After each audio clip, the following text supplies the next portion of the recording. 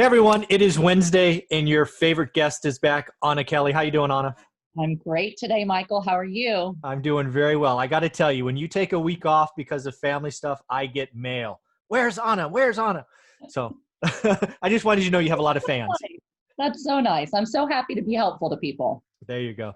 Well, hey, I put out a video yesterday that I knew I wanted to talk to you about. And that video was basically, hey, I know there's a lot of talk and YouTube entertainers talking about stimulus and stuff right now, but I've always invested by trying to look into the future. And in my video, I said, hey, 3 to 5 years, I think two things are pretty certain. One is higher taxes, probably at the state and national level, but also higher inflation. And then lo and behold, the Fed sends a note out like 5 o'clock saying we're going to keep rates low until inflation is at least 2%. So, I don't know Yes, which one you want to go to first, but I think we got to talk about the chessboard because I think too many young YouTubers are talking about today, and you don't make wealth thinking about today. You try to play the game long term. So I thought you and I could help them out. absolutely. Absolutely. Yeah. And I've been, talking about this. We've talked about this, through what's happening, what's the chances of inflation. Anytime you're pumping tons of money and printing dollars, you're going to have price inflation. And oh, by the way, that means the deflation of the dollar and what it can buy. And Mhm. so, like you said, if we're only looking at today, people think, oh, it's bad, but it's going to bounce back. And in a few months, it's going to be back to the same. And we have to say what's happening, and then what are the downside trickle down economics of that? What does it look like in the future? And then to your point, which we always drive home, playing the long game in real estate, especially if you're a buy and hold investor, Mhm. or you want to value add even, but you want to hold it for some time, Mhm. you've got to think about what's it going to look like 3, 5, 10 years down the road, and Exactly. how does that adjust our strategy for the types of assets we buy and position ourselves and protect ourselves so that we're making wise investments not only for today, but Mhm. that can weather, what might come in the next few years. So extremely important topic. Yeah. So I thought maybe what we do is we'd hit taxes first because I think that's an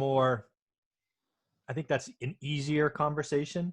And then let's hit inflation because that's the one that we could be paying for a long time. So when I Sure. think taxes, we already have, I'll just call them the blue states. We have some folks that don't know economics talking about taxing the wealthy, AOC talking about hitting the top 1% in New York. Yes. And then you have Cuomo, which I thought was so funny. Cuomo comes out yesterday and says, please come home. Please come home. We need you.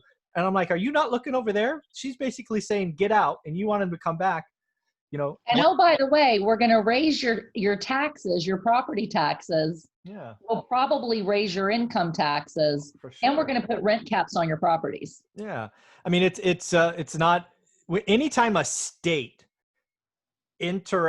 basically creates a wealth tax on the most financially resourceful and liquid and mobile, that's a bad idea because Right. they just go to Connecticut or they go to Yeah. Arizona from California or It wherever becomes they go. too expensive to continue to live there when they can take the same dollars, Well, they have pour into options. an economy that's going to give them some tax breaks, and then Yeah. create jobs there and create additional wealth and bring up other economies that understand pro business, pro landlord, pro jobs. Yeah, I think New York and California are set up to have a rough decade because both states. So in New York, 1% of the residents pay 50% of the taxes. Wow. Don't even talk to me about the rich not paying their Wow. fair share. In Right. California, half of 1% pays 40% of the taxes. Wow. I knew it was high, but I didn't realize it was that high. Yeah. And what's really scary, Michael, and these are the things we have to think about when we pick what states do we invest in, regardless Yeah, of where you choose to live. Okay, where you absolutely. live is important, but where you have your properties is important too. So what you have to think about is if you're in a state like New York, where they already are taxing the wealthy, and people start to leave, the wealthy are no longer there, which Mhm. means they have to raise taxes on everybody else. Exactly So my that's point yesterday. why Yes. not just the wealthy get taxed, but the wealthy will move because Mhm. it's not worth it to be there. Yep. So everyone else that's not paying the taxes today, their tax bracket, both their property taxes, local, municipality, school, they all need that tax base that's now gone. All of Mhm. that's going to go. And then your state income tax is going to go up. Yep. So I really believe that in states like that, you're going to see continued, mass exodus out of the state. And the poor people that are left are the ones that are going to have to be forced to pay those extra taxes. So it's Yep. going to hit homeowners, and business owners, really in a lopsided manner. That was exactly my point. The rich have options. And I actually did the math on California. California is proposing a potential increase in state taxes of 3.5% on the richest. And oh, by the way, we're already at 13.3, which is the highest out there. So we're talking about going to 16.8. I'm like, Wow. okay, that's roughly 200,000 families, roughly, or households. So I said, what percentage of those households have to leave before this increase is actually negative, right? Because you have to make some assumptions based on income and all of that. And if 12% of them leave, we're in a bigger hole than we started with. Just 12%. Right. That's Wow. 1 in 8. And Wow. you're already seeing that happen. So it's going to be far more than 1 in 8. So this increase will be a decrease, which means the middle class is next. And that was my point yesterday. Middle class, get ready for pain. Absolutely. And you have to look too at the companies that are in those states are also going to have to be paying more. So you're already seeing like Tesla's going to Austin, Yep. they're going to Texas. And while there's some high property taxes there, it's still lower than what California was. Yeah. People that are leaving that, New York to go to Texas, it's still lower property taxes than New York was. Yeah. And they don't have state income tax. Yeah. So those states that keep taxation low and incentivize businesses to come, the residents of that state are going to benefit in every way that we know. They're going to have more jobs, better jobs, higher paying jobs. And even if taxes go up a little bit, the economics that give them that higher income is going to make up for it. Yeah. When you have, businesses and the wealthy leave states like California and New York, the poor, those below a certain income, they're going to keep getting incentives. They're going to get rebates and refunds, but the middle class is all you have left. Yeah. So they essentially become taxed as the new wealthy, even though they're really not that wealthy. And so it's a catch-22. And I think what makes it even worse is it was already starting to be this way before COVID. Mm-hmm. With COVID shut down, all these municipalities have been shut down. Lots of state jobs have been shut down. And I don't know if a lot of your listeners know this, but a lot of states and municipalities are already in significant debt and almost on the verge of bankrupt, which is why our roads are still crummy, throughout a lot of the country. School taxes keep going up and some schools are getting better. But what you have happen now is that all these states and municipalities have put so much money into the COVID response and PPP, personal protective equipment, PPE, all kinds of things. So now their budgets have been hit huge in terms of the expense side. They were already in debt. So the only way to make more money is make more income because they can't balance the budget. They can't cut expenses. Yep. They need more. And the only way they do that, Michael, is through taxation. Totally agree. It's coming. It's coming. And we have to be prepared for it. Yeah. So just to round this out, because we both painfully agree. So I think there are certain states that I think taxes across the country are going to go up. So I think there will be a federal. It could be like I remember for the I think it was the earthquake in California. We had a 1% increase in the gas tax for like 18 months. So I think I could see the Fed, like at the federal level, saying, "Hey, for the next 2 years, we're going to have a 0.5% kicker that everybody pays, and then it rolls back." I could see something like that at the federal level, right? Because we have to pay for this. Yeah. But I think there will be some states that are just disproportionately crushed, like New York, California, Illinois. For sure. Ouch. For sure. And I'll, I think I talked about this maybe in a show or two ago when I've never been a conspiracy prep or anything like that. I'm like, we've got our roots in Pennsylvania. I thought PA taxes were high because it's like 3%. In Texas, it's nothing. I didn't have to pay any income tax in Texas. But property taxes are a little less in Pennsylvania. But we always said we'll live in Pennsylvania. We'll have a house in Texas when we're older and the kids are out of school. And, we'll go back and forth. When things started changing, we started saying, not only are we looking to invest in other states, but if we continue to grow our portfolio and Pennsylvania starts taxing more, which they've talked about, shutting down businesses. We in California and New York have had the same kind of, gubernatorial control, through COVID. We said, let's start looking at the states that are more conservative. And again, it's because of taxation, regardless of your personal politics, taxation kills, the economy. It just does. Absolutely. If you tax too much, where is it conservative? Where are there already low income taxes and low property taxes?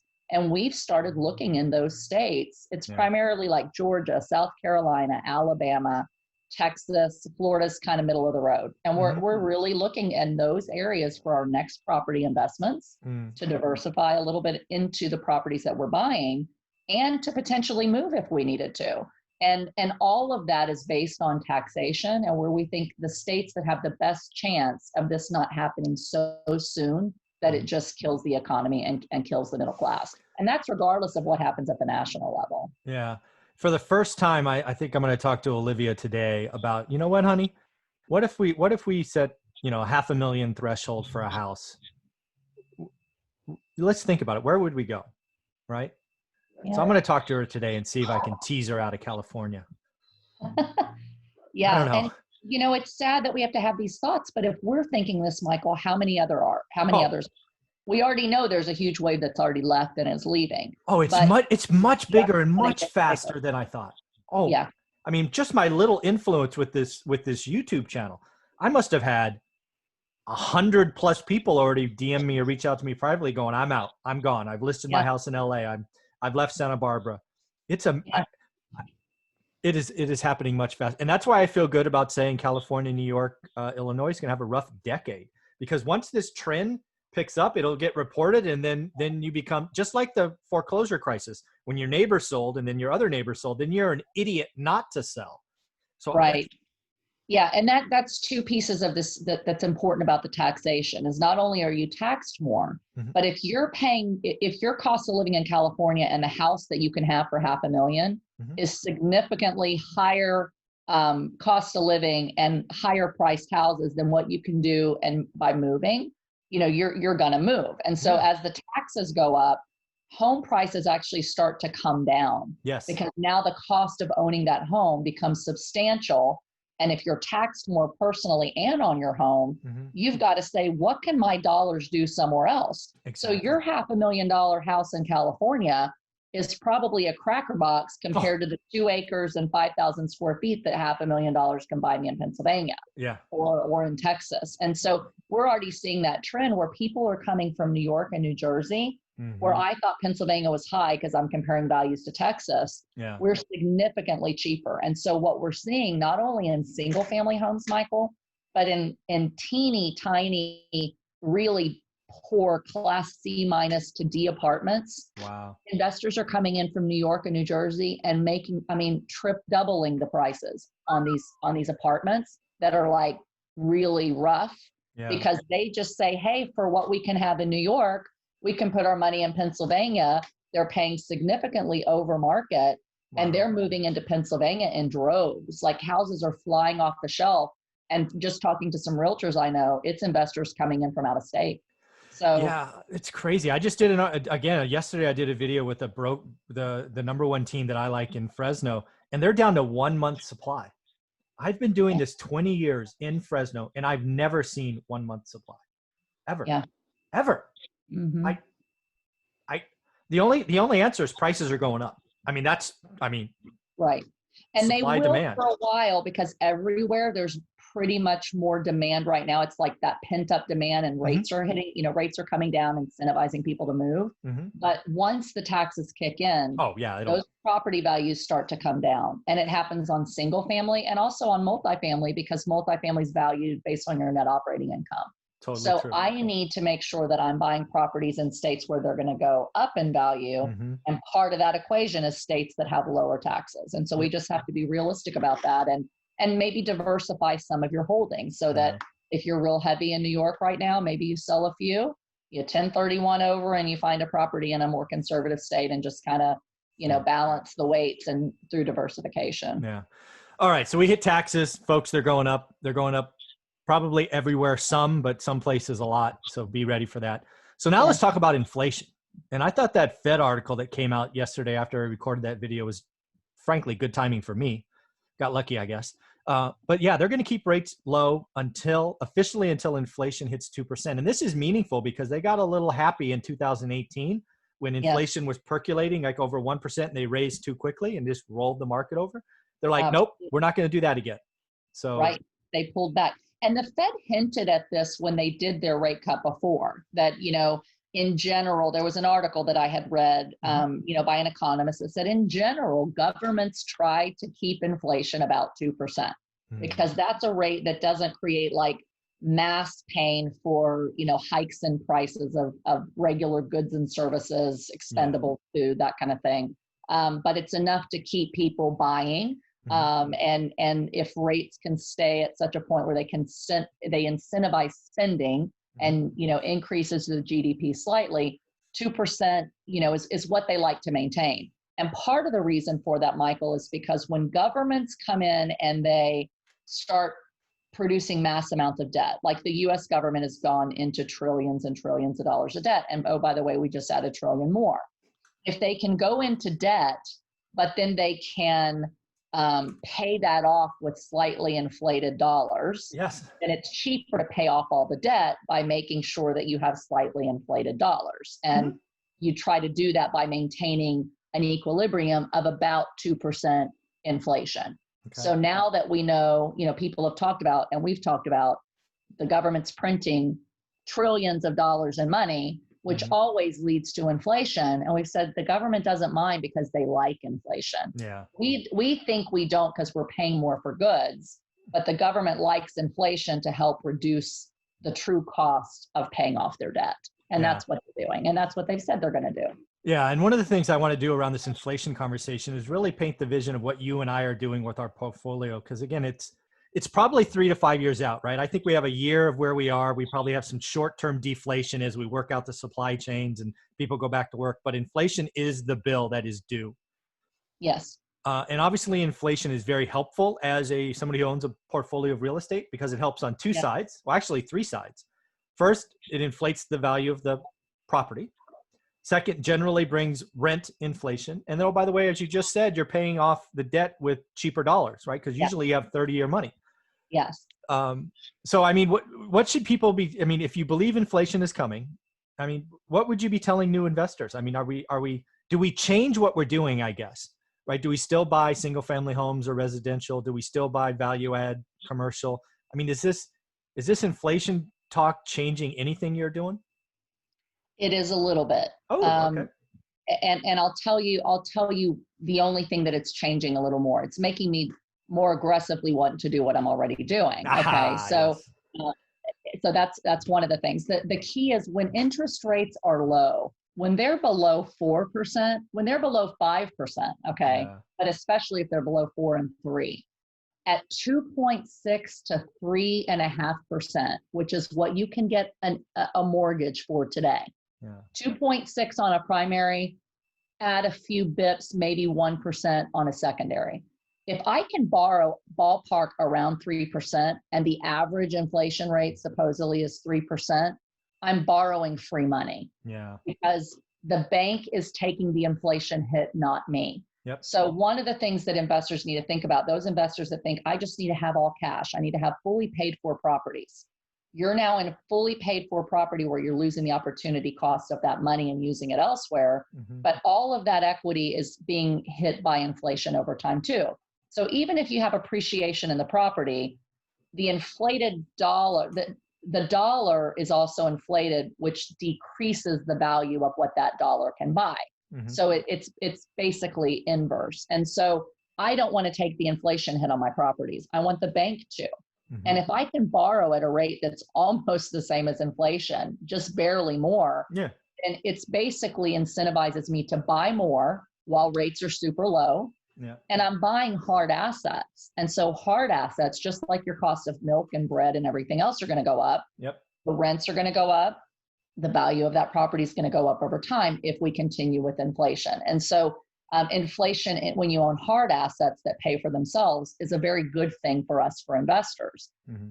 On the negative side, and then I know we'll talk about both, but on the negative side, what I think about, and I already started thinking about this before, and we've talked about this, is I'm primarily a B-class asset investor. I want properties in nice areas with slightly above average income, really strong school districts where people want to live, where there's lots of jobs, lots of growth, lots of people coming, regardless of the size of that asset.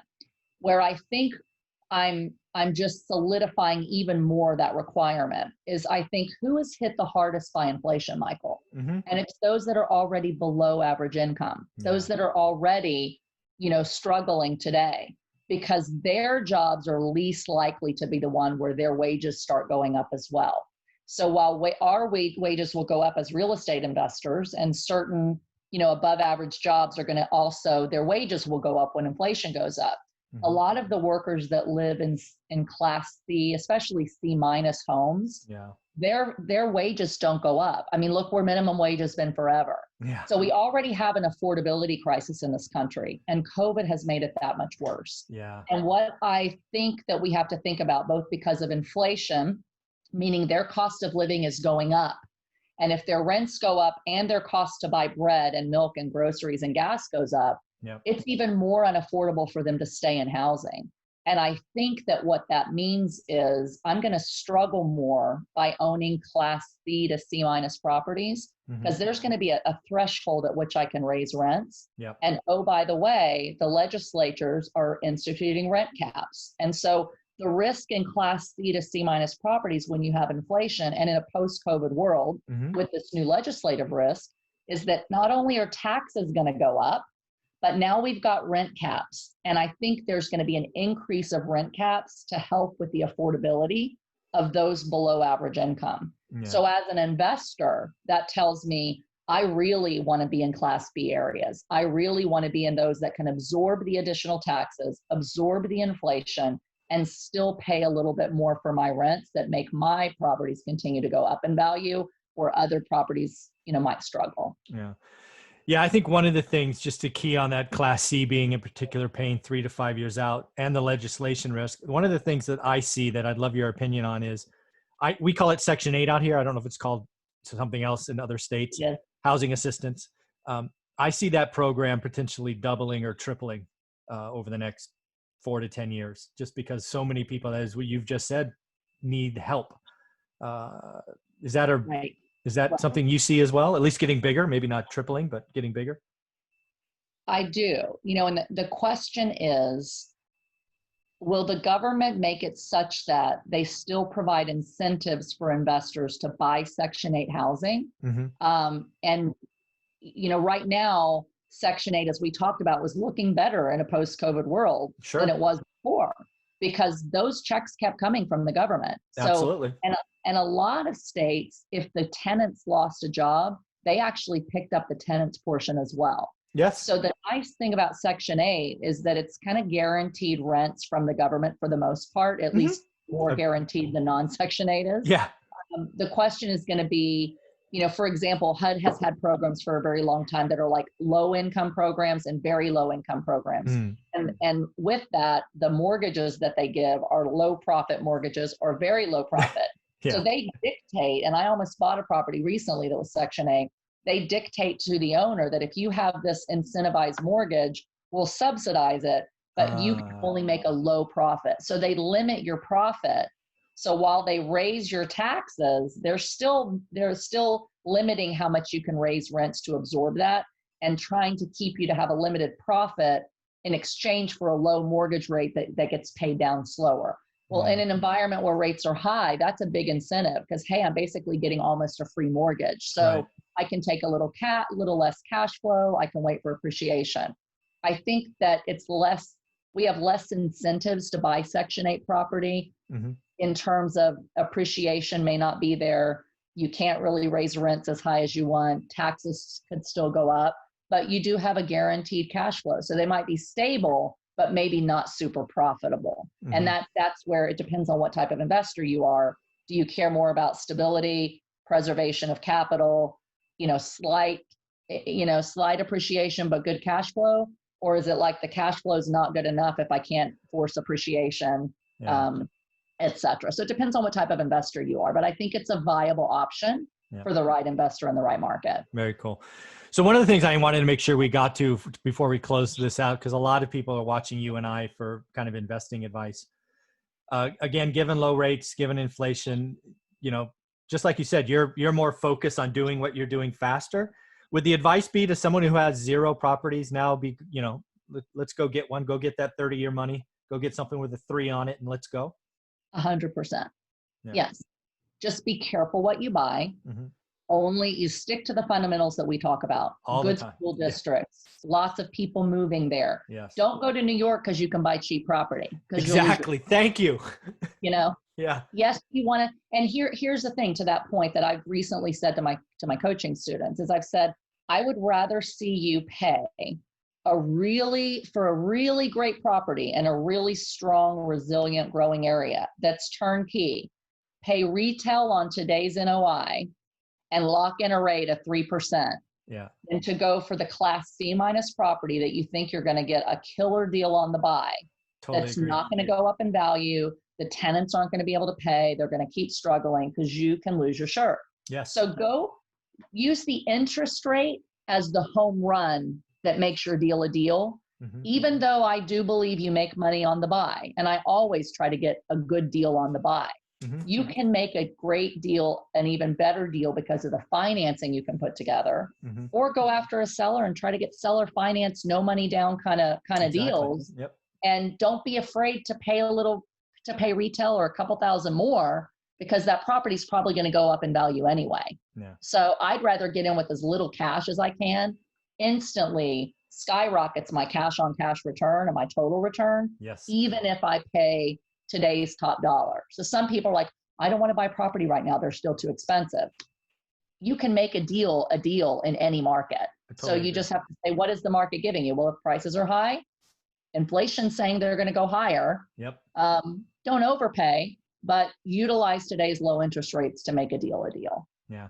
The other thing you said there that I want people to hear is there are going to be some legacy hot or unaffordable markets like New York and San Francisco.